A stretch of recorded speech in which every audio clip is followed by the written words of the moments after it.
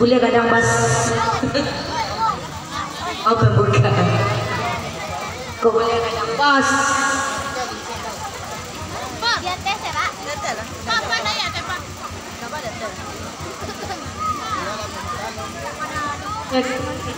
Assalamualaikum warahmatullahi wabarakatuh. Alhamdulillah, alhamdulillahillazi arsala rasulahu bil huda wa dinil haq. Liyuzlahu ala dini kulli wa kafa billahi syahida.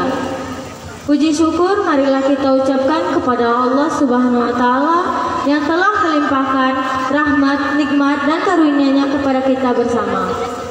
Tidak lupa pula selawat beriringan salam, tidak lupa pula kita hadiahkan kepada Nabi besar kita yakninya Nabi Muhammad SAW.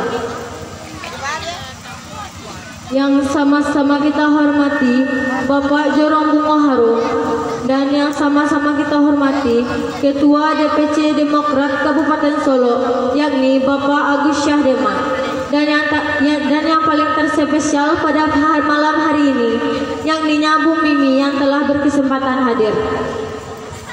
Dan kepada masyarakat yang telah mensupport dan memeriahkan acara kita pada hari ini.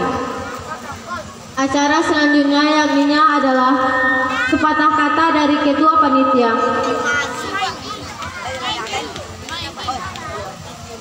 Kepada Bangki waktu dan tepat dipersilakan.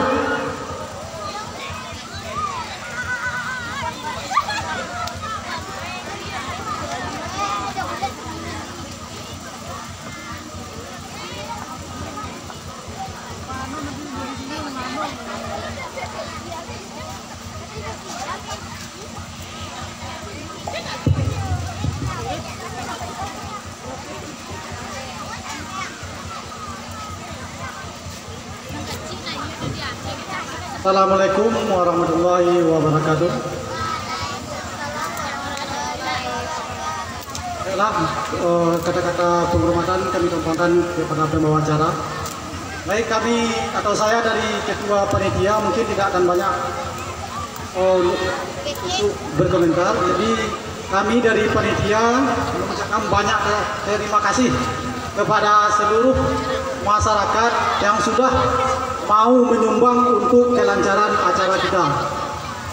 Dan kami dari panitia minta kepada seluruh masyarakat ataupun tamu kami yang hadir untuk sama-sama menjaga keamanan untuk kelancaran acara.